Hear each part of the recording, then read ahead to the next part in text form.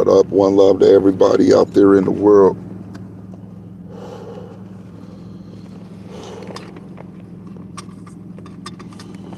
One love to everybody out there in the world, man. I gotta say, rest in peace, Young Bleed. Rest in peace, Young Bleed.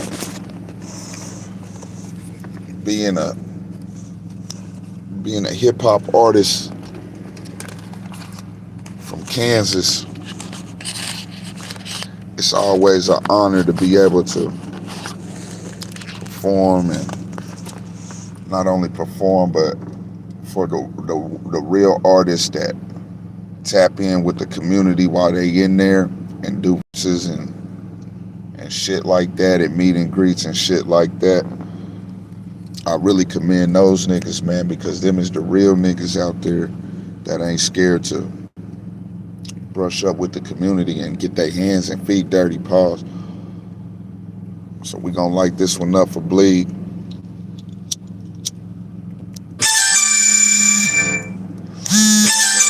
the Spitter. One love to Joey the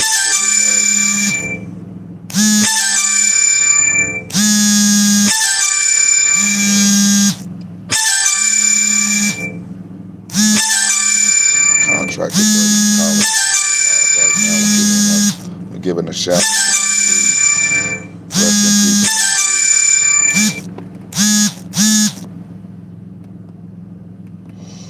Rest in peace, Young Bleed. Back to what I was saying. Stevie Stone, he's a real nigga. Tech Nine, he's a real nigga. Real Factor, he's a real nigga. Lil Boosie was a real nigga. Master P is a real nigga.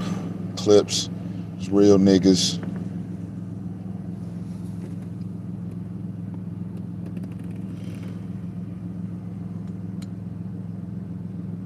E40 real nigga. I'm just going through some of the people I performed with: Young Bleed, Master P, E40, Clips, Stevie Stone, Tech Nine. These is all real niggas. Lil Boosie, these is all real niggas. They pull up. If you got the bag, they gonna pull up, but they ain't scared to meet and greet and mingle with the community. So as an artist, when I get a chance to perform and conversate and bump shoulders with niggas like that, one love to everybody in Atlanta. DJ Jelly, DJ Diamond, you know, the people out that way. But yeah, we lost a real one, Young Bleed, man. So we gonna put one in the air for Beyond Bleed. We gonna get in and get to work. This is a property that I'm working on. Me and my baby. Me and my baby, we got some shit to do. It ain't gonna be pink when we get done. It's gonna be another color. But right now, we blowing one for Young Bleed. Rest in peace, Young Bleed. The game has changed, man, since Bleed and real niggas was on the scene. The game changed, man. The game has changed. What's up, Vox? What's good, brother? Or sister? I'm not sure. Where you tapping in from? Let me know where you tapping in from. You a hip hop fan? Where you from? Nothing, man. Just kind of blowing one. You know, I had the opportunity and the honor to meet Young Bleed before he passed. So he from Cali. One love to everybody on the West Coast, man. I'm from the Midwest, man. I got Cali roots out there. People in L.A., people in Sacramento, the Bay and shit. So I'll be out there every once in a while. I ain't been out there in a couple of years, but man, I got peoples out there on the West Coast, man. One love to the real niggas and the real women on the West Coast. So I don't give a fuck what color your flag is. One love to the real niggas out there on the West Coast. We got some niggas, we got some partners in Kansas that moved from California, from LA in the late 80s, early 90s, and brought the culture down there. So man, we be tapped in with California. One love to everybody in California. Louisiana, you ain't here. How you do that there? Oh my mama, like I was saying, one love to Young Bleed though. I'm a hip hop artist from Kansas, so I had the opportunity to do shows with Young Bleed and Master P when they slid through Kansas City and shit. And Young Bleed is a real nigga, man. He was a real nigga. He popped up, did verses and shit.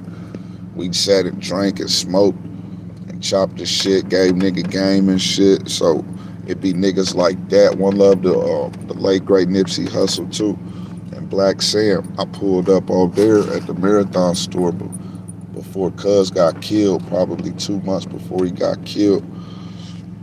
I had a store out in Lawrence that I was working on, store/studio, and just being able, I actually met Black Sam, and that was an honor, man. It was crazy because he was just as amazed to see niggas drive all the way from the Midwest to California, and we was out there. One love to Sean Hall, uh, booking out there. We was out there doing the show, but it was on my list to definitely slide through the Marathon store.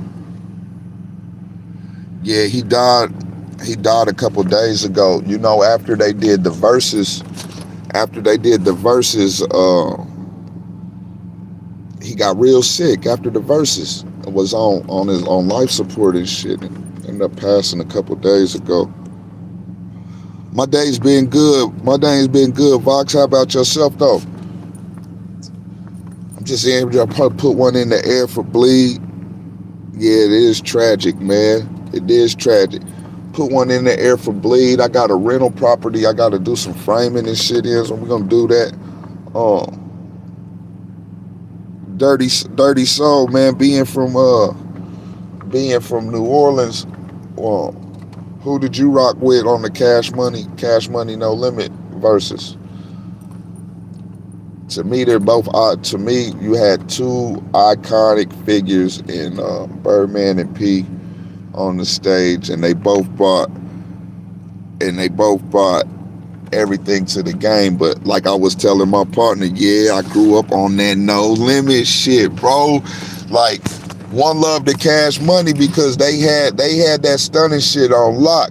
But P is a genius. Like P, like even if they had Wayne and Turk there, they still wouldn't have won because P and them didn't even go in their bag. And you notice every song they did, they matched the song, and it was just a total different feel. It was a raw. I just felt that shit more. Like No Limits music was so real to me. It was too real. And I ain't taking nothing from Cash Money because I fuck with Juvenile and BG and shit. But that No Limit shit was way different. Yeah, it was definitely the best. It was definitely the best. You can still see the animosity and shit there because we all know, well, most of us should know that it was some real live street shit going on. But you can still see like the tension and shit. But for them to be able to be on the same stage, man, I agree. I think it should have been in the Know You too, but I understand why it wasn't. Uh, they was able to sell the tickets for a lot more. They probably so I think they couldn't. I think they didn't do it in New Orleans because of just like what I was talking about. The tension and the beef is so real that yeah, it's for the culture, but it's still gonna have massive repercussions in the streets, man. When you get everybody together, I think that's the real reason why they didn't do it. Did NBA YoungBoy do it? Did his show come through New Orleans? Did his tour come through New Orleans? Cause I was seeing some shit on that where they was talking about they didn't even want the nigga to really come because They would have been no, yeah, they would have burnt it down, bro, and it would have it wouldn't have it would have impacted the culture different than what they was trying to do. I mean, everybody got the gist of it just with them being on stage. They could have did the shit in Hawaii, but but uh but yeah, my fault. I was reading this shit on my live talking about add a QR sticker song that always calms you down. Uh, but yeah, like I was saying though, yeah, they would have burned it down. But the NBA YoungBoy come through because I had seen some shit on there and they was talking about they was scared. It was gonna be a lot of violence and the police is on high alert and shit. So I didn't know if they had did it or not down there. But to me, NBA YoungBoy, free Little Dirk. But to me, NBA YoungBoy, he the one, he running the game right now. He the only one selling. He the only one selling tickets. He the only one selling tickets, man. And I don't give a fuck what you talking about, man. Because, and I ain't talking about you. I'm just talking about the public in general with the NLE chopper shit. But look, man, NBA YoungBoy is got the game on lock. You got Cardi B out selling her tickets in person. You got, just do the research on all these artists that's throwing tours and their tours is getting canceled. So the labels will make you think that, oh, they got personal problems and this, that, and the other. No, the labels don't give a fuck about that shit, nigga, when the money's on, when that big bag is on the table, when you got 30 city tour and you talking multi-million dollars, they don't give a fuck about no family problems, nigga. Nah, Dirty Soul, I can dig it though. I can dig it though. I can dig it though. I just know from being in the music and being, having to stay tapped in a little bit to what's going on. NBA YoungBoy, man, he's doing this thing. I don't like all of his music. I like a lot of his music. I don't like all of his music because I like NBA YoungBoy because he wear his heart on his sleeve, man. He got through a lot of trauma, bro, and he cope with it the best way he know how. And he just a real nigga, in my opinion. I feel like NBA YoungBoy a real nigga, but I just feel like he been through so much shit that he just don't tolerate any type of the slightest sign of disloyalty. He just cutting you off. You see what I'm saying? And I can respect niggas like that. I can respect niggas like that.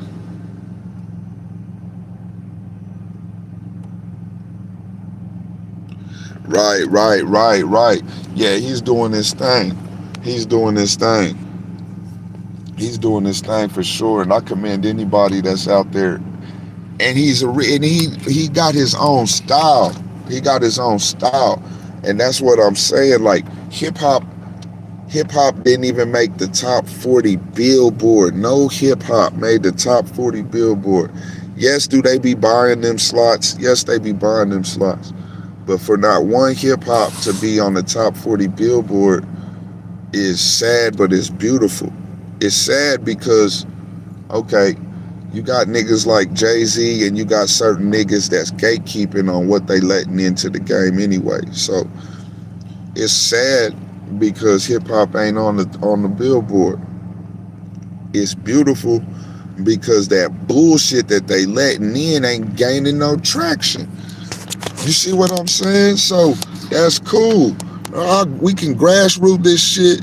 We can grassroot this shit and start this shit all the way over. Baton Rouge is a rough place. Yeah, I done slid through Baton Rouge. I done been to New Orleans a couple times. Believe it or not, me and my wife, we went to New Orleans for our honeymoon. And our 5th year honeymoon is coming up this year. And we're going to be right back down there in New Orleans. Yeah. They got a, damn, what the fuck is the name of that damn cafe? It sits on the corner. It's a little mom and pop's cafe. We went to breakfast there every day. We was down there for a week. We ate there every day. Like we really didn't do too much eating in the city, but like on the outskirts of the mom and pop shits. Like it was a nigga had the crawfish, seafood broil on the corner. Grab some of that shit. That's the type of shit I be on when I go out of town. I'm gonna go support. I'm gonna go support the community, man. On everything. I'm gonna be in there supporting the community. Who that cafe? Who that cafe? Who that cafe? Yeah, we ate there every morning. We went to the what's the nigga name? The bank robbers and shit. Bonnie and Clyde. We went to their little restaurant that they got where that bank they robbed, they turned into a restaurant. It was cool. It was alright.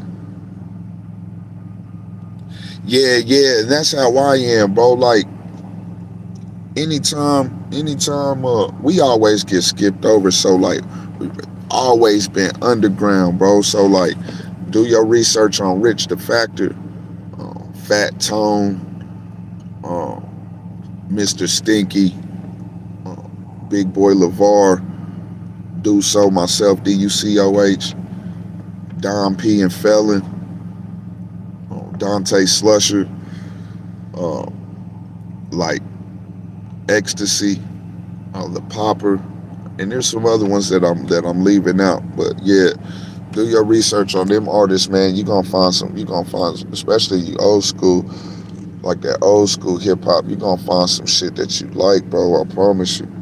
And then I got a bunch of new shit on my page too, but I got a bunch of old shit on my page, man. Skim through some of my music, bro. You gonna like it, shit. On my mama, on my mama. So I'm heavily Southern influence and West Coast influence with a little bit of New York influence in my shit. Like I came up on UGK, Outkast, Scarface, uh, E40, Nipsey Hussle, Tupac, little bit of Nas, uh, Lost Boys, Cannabis. Not too much Jay-Z. I didn't really gravitate a lot towards Jay-Z. I liked some of his shit, but that Reasonable Doubt shit I like. Uh, but being from the Midwest, we more West Coast influence, Southern and West Coast influence than East Coast influence. But we a melting pot. We get it all, but we get it last. So we in the middle. So everything comes from the coast and the borders and shit, from Canada, Mexico, New York, Florida, California, and come to the middle. We get it last, but we a melting pot of everything. But we highly West Coast influence where I'm at. Where I'm at, I could spin you through some blocks, and you'll think you was out in Cali, just without the palm trees. New York rap never did it for me. Nah, it never did it for me, man. It was some New York rap that did it for me, like because I liked the story. I liked it niggas like Nas that could paint a picture, but like it didn't. Like I had to really. It was the production is what it was. Like I had to really sit down and listen to what niggas was saying instead of feeling the beat first and then kind of gravitating towards it. But we were so, and I could see Louisiana being more West Coast influence than East Coast influence, even though y'all got your own sound down there with the bounce and shit. Um, I can see it being the other way.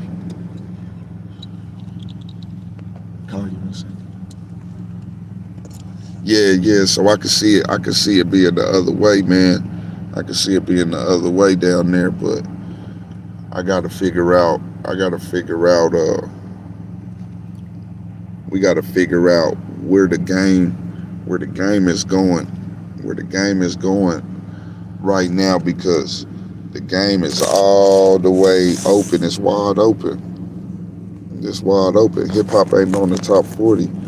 That means the game is wide open, but people are so scared to be original and be they fucking self that you gotta dig like the underground back in the day. We used to go to the mom and pop stores and dig for the shit. You know what I'm saying? And find the underground shit. Or if you had a partner from out of town, you went out of town and they put you up on some shit and you brought it back to your region. and you help niggas grow like that. We got to go back to digging through the internet and finding the dope shit. And when they try to push this other shit, we got to tell them, nah, we tired of listening to that bullshit. It's that dope shit right here. What you think about 3K? Who, Andre 3000?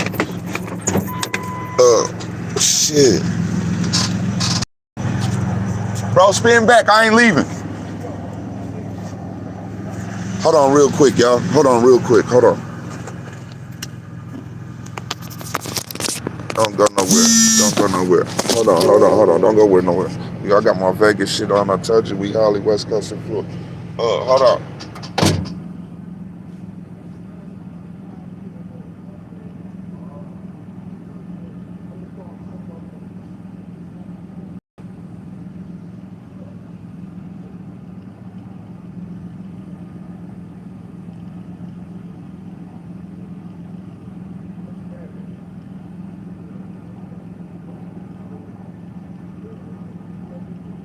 I ain't leaving. I'll be here all day. Sign back up before you go over there. All right. I got you.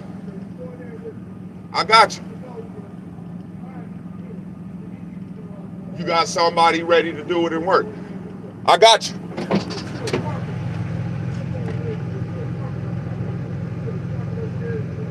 Yeah, that's genius. That's genius. No, that's genius. Yeah. I got you, bro. Yes, sir. Yes, sir. Yeah, well, look, man, we on some, we be getting to it. My fault, y'all. I had to go handle some business. My partner down the street just bought motherfucking 2 apartments. You see what I'm saying? So, okay, so yeah, Andre 3000.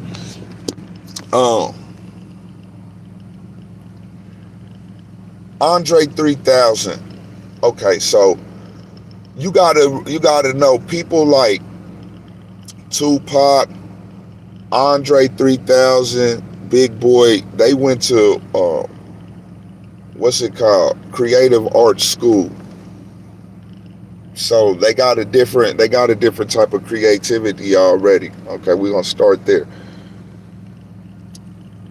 Andre 3000 hooked up with Erykah Badu, and then the nigga started wearing shoulder pads and MC Hammer pants and shit like that. And he on a different type of frequency.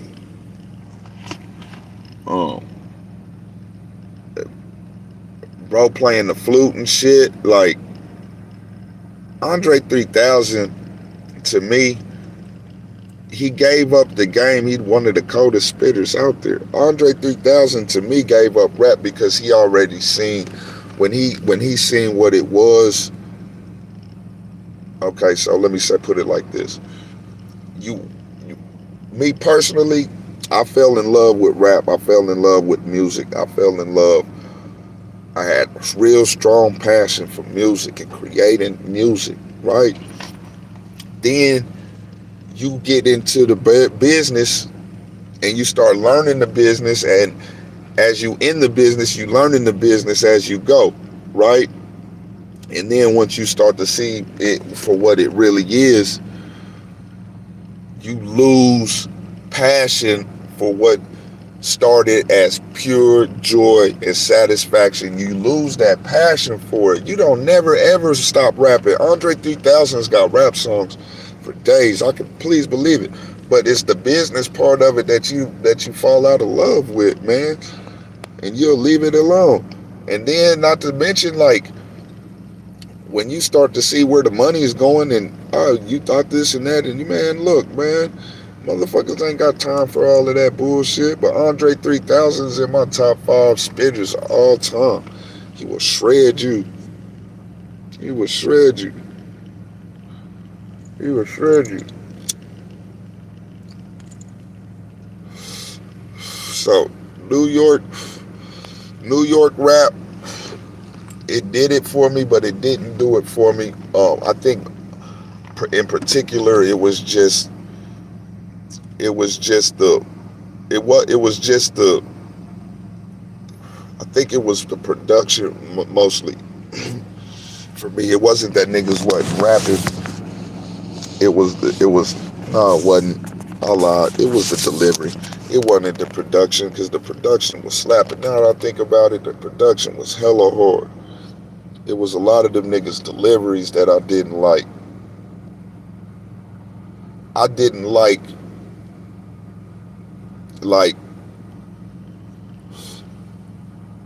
the West Coast niggas just gave it to you raw. They wasn't trying to decorate it up with a lot of big words and metaphors and shit. They just gave it to you raw. So it created a clearer picture for me. As I got older, the more I got older, when I went to Atlanta, one love to my nigga Rio, when we went to Atlanta and he hooked me up with DJ Dam down there, and when I started writing to his production, it made me respect the East Coast rap more. Even though in high school, my one of my partners, John, he put me up on Nas, really put me up on Nas, and had me listen to it. Like, bro, look how he can paint the picture. What's up, OG? Look how he can paint the picture. You see what I'm saying? Yeah. Oh yeah, we in the hood. Please believe it. Please believe it.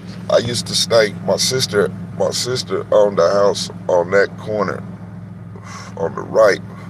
Not that house right there, but right next to it. I stayed there. Me and baby stayed there for a year and a half. We were supposed to move to Vegas and ended up getting stuck in this motherfucker. But we ended up buying this property right here. We bought this motherfucker for $3,500. Total gutted. They was gonna destroy it. They was gonna tear it down. I bought it for $3,500. We bought it for $3,500. Uh, we get in the electric. I'm about to run in there. We about to go in there right now. We get in the electric and shit done, and the plumbing done, and I got some framing that I gotta do. My phone about to die, so I ain't gonna be able to get in there. But I'm gonna charge my phone up and I'm gonna go back live when I take a break. Show y'all what I got done. But yeah. So, anyways, got the house for $3,500. Going through it with the city because they was gonna bulldoze it. So it's a bunch of shit I gotta get done. I got some framing in here I gotta get done. To make a long story short, $3,500. We got about 7,000 in it. We got all the shit for the kitchen, all the shit for the bathroom. We just gotta get insulation, drywall, electric is almost done, plumbing is almost done, framing is almost done. About 7,000 in it. To make a long story short, so that's 10.5. Right now, it's appraised for 21,000. As of last year, this year after we get all this shit get appraised, it'll probably be worth 60, 70,000. So you figure 10.5 in it. I got probably another $2,500 to put in it, so about 12.5. We'll just say 15,000. 15,000. When it gets all said and done, it's gonna be worth probably 80 to 100. So 15,000 minus, that's 95. That's $85,000 profit. But we not selling. We renting it out. We thinking about the long haul. We trying to get land, and we trying to make this shit, build a little small community for our family and shit. Yeah, but I'm gonna get in here. I gotta get to work, man. One love the RNs and RWs, man. And if they ask you, hey, where do so from, you tell them, bitchy from Kansas.